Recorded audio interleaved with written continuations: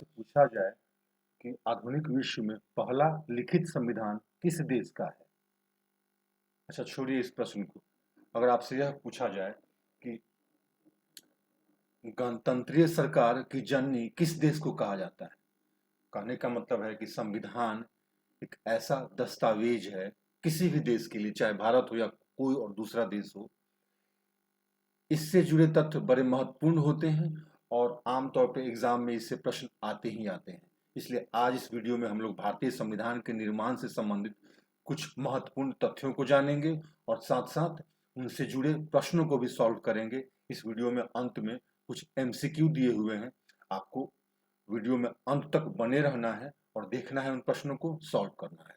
तो आइए, welcome to study tips with Sanjay. आइए देखते हैं कि क्या है भारतीय संविधान के संदर्भ में। संविधान क्या है? यह एक दस्तावेज है। दरअसल यह नियमों का संग्रह है जिसके आधार पर किसी सरकार को चलाया जाता है। किसी सरकार में यह निर्धारित होता है कि कौन सी शक्ति किसके पास है, अर्थात सत्ता में शक्तियों का जो वितरण है, उन सारी बातों का इसमें जिक्र होता है।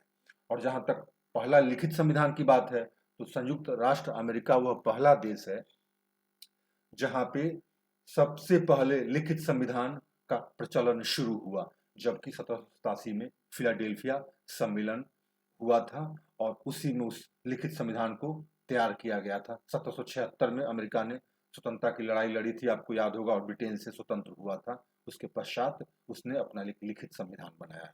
जहां तक संसदीय सरकार का उद्गम का प्रश्न है, तो ब्रिटेन को पार्लियामेंट्री फॉर्म ऑफ गवर्नमेंट का मदर अर्थात बर्थ प्लेस माना जाता है, क्योंकि पार्लियामेंट्री फॉर्म ऑफ गवर्नमेंट वहीं से शुरू हुआ है। आपको याद होगा, अगर आप हिस्ट्री के स्टूडेंट्स हो, तो चार्टिस्ट मूवमेंट हुआ था, उसके बाद फिर ग्लोरियस रिवॉल्यूशन हुआ। मतलब कई चरणों के बाद फाइनली वहां धीरे धीरे पार्लियामेंट्री फॉर्म ऑफ गवर्नमेंट शुरू हुआ था। और गणतंत्रीय लोकतंत्र की शुरुआत स्विट्जरलैंड से मानी जाती है।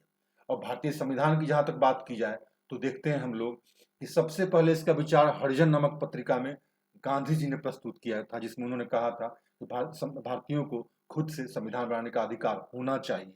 और जाहिर सी बात है, भारत तब गुलाम था, ब्रिटेन के अधीन था, और ऐसे में भारत स्वतंत्रता संघर्ष में काफी प्रयासरत भी था और अपने लिए एक सरकार बनाने की कोशिश में जुटा था। लेकिन जो प्रथम औपचारिक रूप से पहली बार जो मांग प्रस्तुत की गई संविधान सभा की, जिसका उद्देश्य था संविधान निर्माण, वह जून 1934 में औपचारिक रूप से रखी गई थी ब्रिटिश सरकार के समक्ष, जून 1934। और अब बात करें अगर हम भारतीय राष्ट्रीय कांग्रेस की, जो अखिल भारतीय संस्था थी भारत में, जब ब्रिटिश सरकार था और भारतीयों को ब्रिटिश सरकार के खिलाफ एक मंच पर आकर स्वतंत्रता संघर्ष शुरू करना था, तो 1885 में भारतीय राष्ट्रीय कांग्रेस एक अखिल मंच के रूप में अस्तित्व में आया था। और इस मंच से पहली बार 1936 में लखनऊ सेशन में मांग रखी गई कि संविधान सभा बनाना आवश्यक है और संविधान सभा के द्वारा संविधान बनाकर भारत अपने लिए एक संविधान बनाना चाहता है। तो यह पहली बार कब हुआ?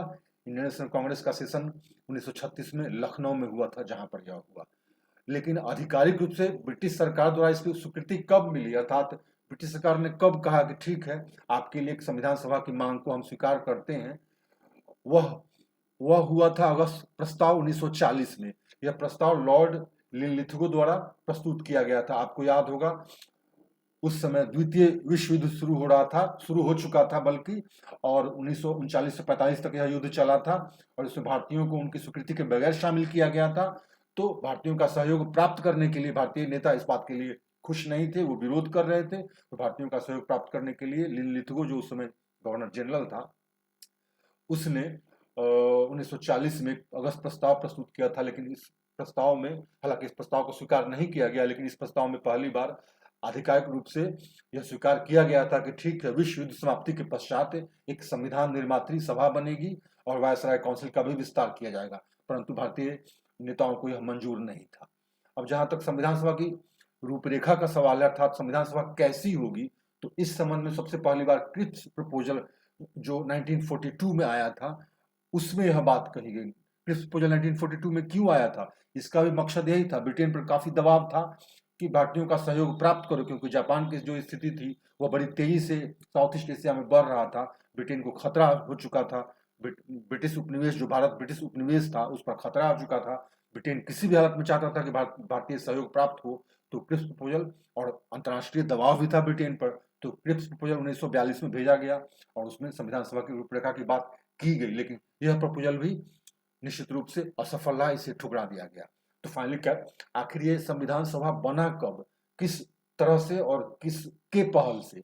तो आप यह जानते होंगे, जो बहुत चर्चित है कैबिनेट मिशन, जो 1946 में भारत आया था, और उसका भी उद्देश्य क्या था? भारत और भारतीय जो इंडियन नेशनल कांग्रेस के जो नेता थे और साथ साथ मुस्लिम लीग के जो नेता थे, उन लोगों के बीच एक सुलह करना और साथ साथ भारतीय संविधान के निर्माण की प्रक्रिया को शुरू करना, अर्थात कैसे संविधान सभा का निर्माण किया जाए, उसकी संरचना कैसी होगी, इन सब बातों पर अमल किया जाए। तो इसी संदर्भ में 1946 में ब्रिटिश सरकार ने उस तब तत्कालीन प्रधानमंत्री क्लीमेंट एटली के पहल पर यहाँ एक कैबिनेट मिशन भेजा गया, और इस कैबिनेट मिशन ने ही संविधान सभा संबंधित जो संरचना थी उसको तय किया। इस कैबिनेट मिशन में कितने सदस्य थे? 3 सदस्य थे। इसके अध्यक्ष कौन थे? Pethick Lawrence. इसके दूसरे सदस्य थे ब्रिटेन व्यापार बोर्ड के अध्यक्ष स्टैफोर्ड क्रिप्स, और नौसेना अध्यक्ष एबी अलेक्जेंडर। 3 लोग थे ये, और इन 3 लोगों के द्वारा अगुवाई की गई संविधान सभा का कैसे निर्माण हो, क्या हो, इसमें जो चुनाव हो, चुनाव किस आधार पर हो, भारतीय जनसंख्या को कैसे बांटा जाए। तो आपको यह जानकारी होनी चाहिए कि निर्वाचन के लिए पूरे भारतीय जनसंख्या को 3 संप्रदायों में बांटा गया था: मुस्लिम, सिख व अन्य हिंदू। इन 3 भागों में विभक्त किया गया था। चीफ कमिश्नरी प्रांतों को भी इसमें प्रतिनिधित्व दिए जाने की बात स्वीकार की गई थी। तो इस तरह से कुल कितने सदस्य संविधान सभा में तय किए गए थे? 389, जिसमें 229 प्रांतों में से थे, 93 देशी रियासतों जो प्रिंसेस स्टेट्स थे उसमें से, और 4 कमिश्नरी में थे। और जो प्रतिनिधियों का जो बंटवारा होना था, आवंटित किया जाना था, उसको भी तय किया गया। कैसे? 10 लाख पर एक प्रतिनिधि, 10 लाख पर एक प्रतिनिधि को चुनकर लाया जाना था। आपको यह भी याद होगा कि आखिर अल्टीमेटली लाख प्रयास के बावजूद, गांधी जी के लाख विरोध के बावजूद भी भारत का विभाजन हुआ और भारत पाकिस्तान 2 भागों में बंट गया। तो जाहिर सी बात है, संविधान सभा की जो संख्या 389 थी वह घटकर कितनी रह गई? 299 रह गई थी। यह आपको जहन में रखना है। अब इसमें महिलाओं की संख्या कितनी थी? शेड्यूल्ड ट्राइब्स की संख्या कितनी थी? तो महिलाओं की संख्या 15 थी, एसटी की संख्या 33 थी। ये सारे तथ्य जो है बहुत महत्वपूर्ण है, इनको ध्यान में रखना है। संविधान सभा की पहली बैठक कब हुई? 9 दिसंबर 1946 को हुई, और इसी रोज सच्चिदानंद सिन्हा को इसका अस्थायी अध्यक्ष चुना गया। लेकिन 2 दिन बाद ही पुनः डॉक्टर राजेंद्र प्रसाद को इसका परमानेंट प्रेसिडेंट चुना गया। वह तिथि कब कौन सी थी? 11 दिसंबर 1946। और संवैधानिक सलाहकार हमारे संविधान सभा के कौन थे? तो ये थे BN राव। बिल्कुल ध्यान रखना इस बात को। फाइनली संविधान सभा से संबंधित उद्देश्य प्रस्ताव, या यूं कहिए कि संविधान से संबंधित उद्देश्य प्रस्ताव प्रस्तुत किया किसने? जवाहरलाल नेहरू ने। वो तिथि कौन सी? 13 दिसंबर 1946। और यह पारित कब हो गया? 22 जून 1947 को यह पारित हो गया। इस संविधान के निर्माण में वास्तव में 17 समिति बनाई गई थी, लेकिन 13 ने बहुत महत्वपूर्ण भूमिका निभाई थी। और फाइनली जो प्रारूप समिति थी, जिसको बोलते हैं ड्राफ्टिंग कमिटी, जिसके चेयरमैन बनाए गए थे कौन? BR अम्बेडकर को इसका चेयरमैन बनाया गया था। वह ड्राफ्टिंग कमिटी कब गठित हुआ था? 19 अगस्त 1947 को गठित हुआ था। ये बहुत, सबसे आप कह सकते हैं, एक वाइटल था ये ड्राफ्टिंग कमिटी, जिसके जिम्मे था कि ड्राफ्ट किया जाए संविधान को। अब उसके बाद इसका वाचन शुरू हुआ। तो इसका वाचन जो शुरू हुआ, वह इस पर चर्चा, कहने का मतलब इस पर चर्चा, वो 14 नवंबर को शुरू हुआ। यह बैठक जो, यह तृतीय वाचन था, और 26 नवंबर को जो तीसरा जो बहस है या तीसरा डिस्कशन है, यह 26 नवंबर 1949 को यह खत्म हुआ। 14 नवंबर से शुरू हुआ था तृतीय वाचन, और 26 नवंबर 1949 को यह खत्म हुआ। अब क्या है, कितने लोगों ने इसको हस्ताक्षर इस पर किए? तो यह संख्या थी 284 लोगों ने इस पर हस्ताक्षर किए थे। और पहले व्यक्ति कौन थे हस्ताक्षर करने वाले? तो जवाहरलाल नेहरू। इस तरह संविधान भारत का संविधान बनकर तैयार हो गया। और इसमें समय कितना लगा, तो 2 वर्ष 11 महीने 18 दिन। बचपन से आप पढ़ते आ रहे होंगे, बताने की जरूरत नहीं है, बिल्कुल जुबान पे रटा होना चाहिए। और यह लागू कब हुआ? 26 जनवरी 1950 को लागू हुआ, और इसीलिए कहा जाता है भारत उस रोज गणतंत्र घोषित हुआ। लेकिन वास्तव में आपको मैं बता दूं कि संविधान बनते ही लागू हो गया था। उसके जो 15 अनुच्छेद ऐसे थे जो तुरंत लागू कर दिए गए। इसका भी कारण था क्योंकि बहुत सारे ऐसे काम थे जिन्हें नहीं रुकाया जा सकता था, जैसे चुनाव हो गया। आप कह सकते हैं कुछ ऐसे पद थे जिनके संबंध में, या फिर आप कह सकते हैं भारत का जो विभाजन हुआ था उसके बाद भारत और पाकिस्तान के बीच बहुत सारी चीजें विभाजित की जानी थी, धन संपदा से लेकर मिलिट्री पैसा वगैरह। तो बहुत सारे ऐसे निर्णय लिए जाने थे जो बहुत आवश्यक थे। इसलिए संविधान बनते ही उसके 15 अनुच्छेद को लागू कर दिया गया। बाद में आधिकारिक रूप से 26 जनवरी को इसको लागू किया। तो कौन कौन से वो महामहिम थे जिनकी बहुत महत्वपूर्ण भूमिका इसमें रही? तो ये थे अबुल कलाम आजाद, नेहरू, पटेल, राजेंद्र प्रसाद, कृष्णमाचारी, अम्बेडकर। इसीलिए अम्बेडकर को क्या कहा जाता है? मस्तिष्क कहा जाता है संविधान निर्माण का, या फिर आप कह सकते हैं पिता कहा जाता है, फादर ऑफ इंडियन कॉन्स्टिट्यूशन। और भारतीय संविधान को विश्व का सबसे लंबा संविधान होने का गौरव प्राप्त है। इसमें वास्तव में कितने शुरुआत में इसकी संरचना कैसी थी? इसमें 395 आर्टिकल था, 22 भाग था, और इसमें 4 परिशिष्ट और 8 इंडेक्स अनुसूची थी। लेकिन वर्तमान में तस्वीर बदल चुकी है। अभी तो आर्टिकल्स की संख्या 470 हो चुकी है, बल्कि यह एक डायनामिक प्रोसेस है। आज 470 है, हो सकता है एक दो दिन बाद यह 471-72 हो जाए। तो यह एक डायनामिक कॉन्सेप्ट है।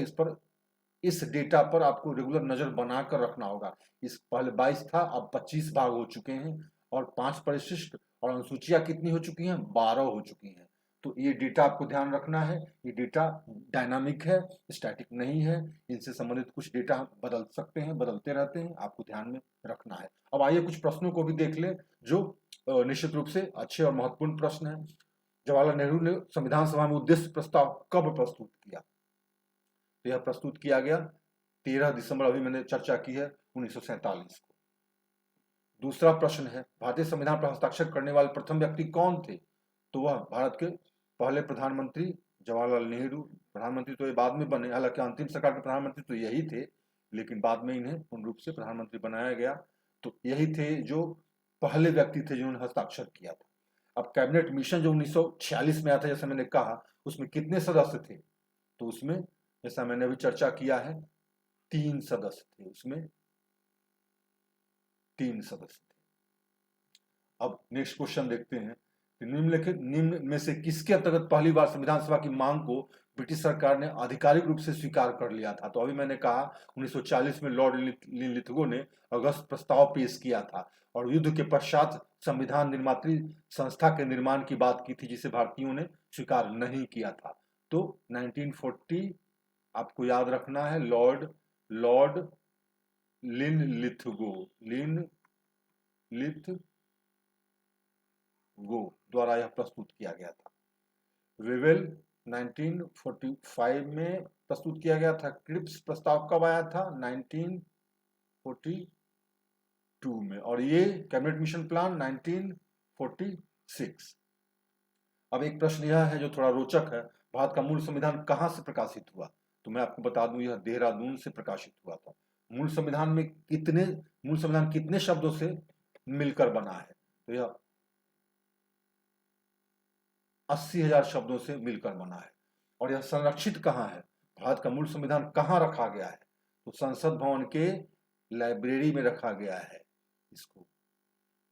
प्रारूप समिति, जो ड्राफ्टिंग कमेटी थी, उसने भारतीय संविधान को किस भाषा में लिखा था? तो इसको लिखा गया था अंग्रेजी और हिंदी में लिखा गया था। बिल्कुल कैलीग्राफी की गई थी मिस्टर रायजादा के द्वारा।